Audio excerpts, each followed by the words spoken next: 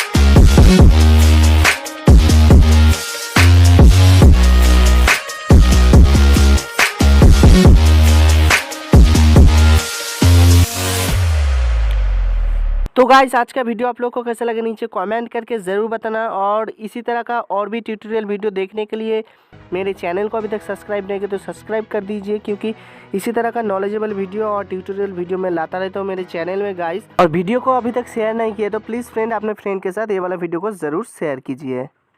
तो मिलते हैं नेक्स्ट किसी और ट्यूटोरियल वीडियो पे, तो तब तक के लिए बाय बाय गाइस।